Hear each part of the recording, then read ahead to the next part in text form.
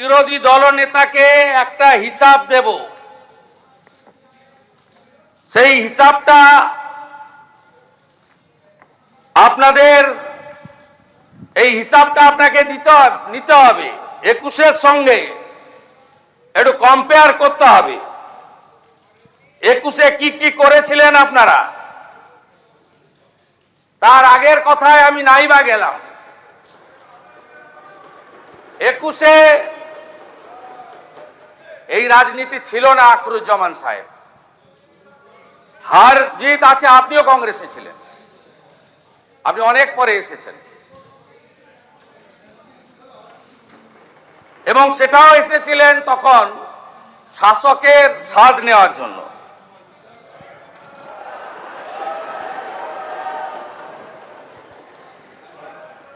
আমি আপনাকে হিসাবটা দেখাচ্ছি। যে অত্যাচার আপনারা করেছেন 21-এ, এই অত্যাচার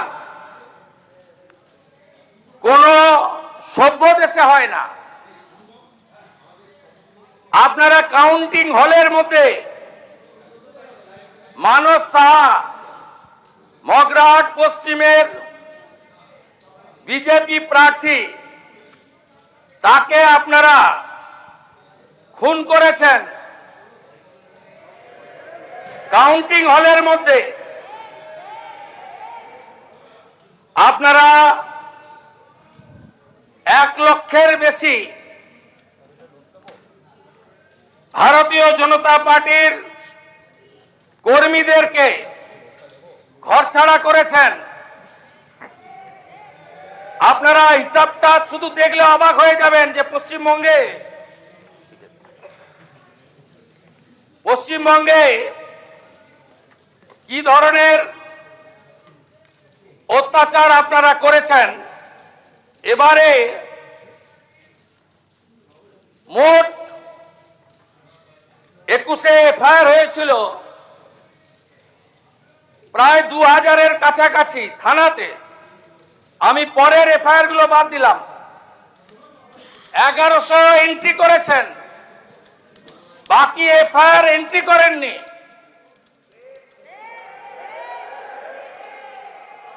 মৃত্যুর সংখ্যা 57, আর এবারে অভিযোগ দিয়েছেন মাত্র 219টা। আর পশ্চিমবঙ্গের পুলিশ এফআইআর করেছে, মোটো এফআইআর নিয়ে 262। আপনাদের আগে ক্ষমা চাওয়া উচিত। যে কাজটা আপনারা করেছেন, একজন সদস্যা কালীগঞ্জের,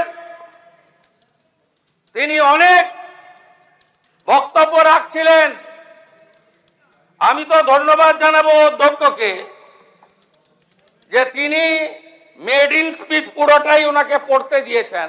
আমার মনে হয়েছে মাননীয় সদস্যা ওটা নিজের কথা বলেননি, কেউ একটা বানিয়ে লিখে দিয়েছেন। তা আপনার তামান্নার কথা বললেন না কেন? আপনি যেদিন উপনির্বাচনে জিতেছিলেন, আপনার বাহিনী 6 বছরের ছোট্ট শিশু তামান্নাকে খুন করেছিল। তার মা বিচার পায়নি, আমার অফিসে ওয়েট করছে। আমি ডেকেছিলাম 4টের সময়। আপনাদের কাছ থেকে এগুলো শুনতে হবে। আপনি বলছেন গণতন্ত্রের কথা, আমাদের ডাকতেন আপনারা। মুখ্যমন্ত্রী মন্ত্রী তো দূরের কথা, আপনারা ভয়ে থরথর করে কাঁপতেন। মন্ত্রীরা এই মনে হয় দেখে ফেললো। আরে আমরা তো প্রথম দিন থেকে এমএলএদের ডাকছি, কথা বলছি, আমাদের কর্মীরা রেগেও যাচ্ছে।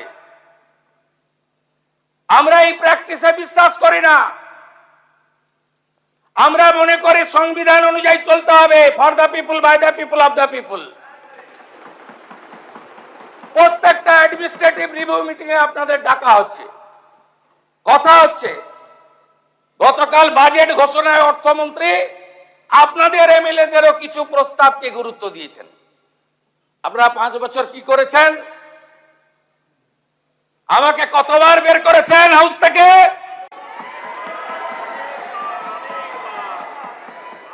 5 বার বের করেছেন। 11.5 মাস বাইরে রেখেছেন। আমি ওখান থেকে দাঁড়ালেই এই বোনেরা সব সামনে এগিয়ে যেতেন, বোনেদের ঢাল তৈরি করা হতো।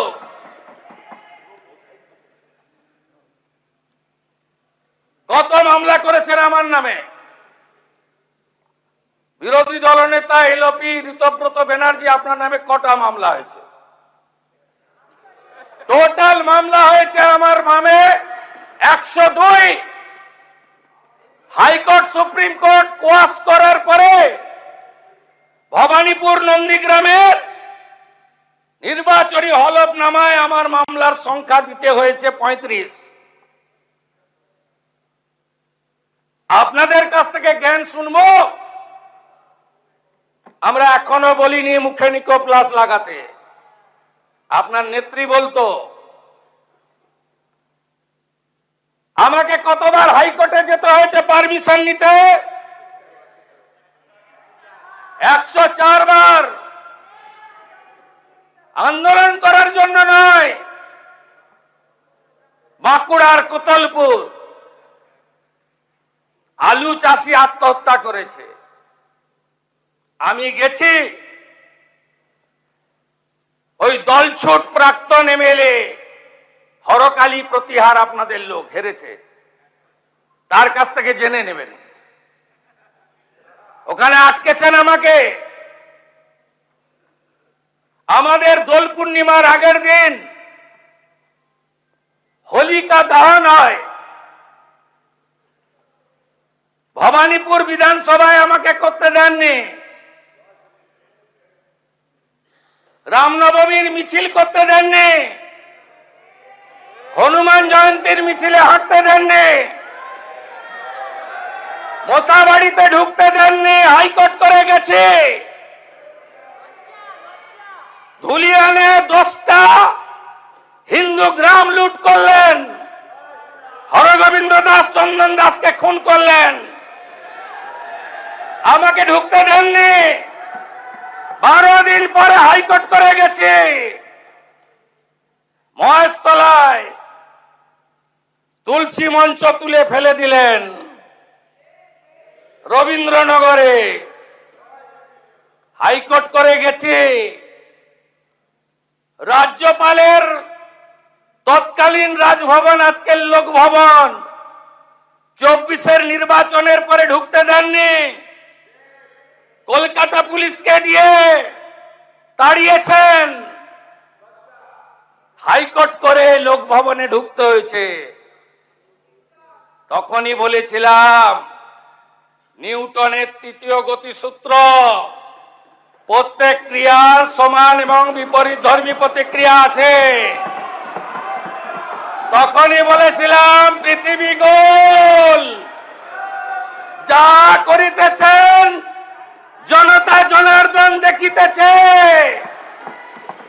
তারাই শিক্ষা দেবে। শিক্ষা দিয়ে দিয়েছে। এই সরকার দেশের সংবিধান, প্রধানমন্ত্রী নরেন্দ্র মোদীজির দেখানো পথ, তাতেই চলবে। বিকাশও হবে, বিরাসতও হবে। এবিপি আনন্দ, এগিয়ে থাকে, এগিয়ে রাখে।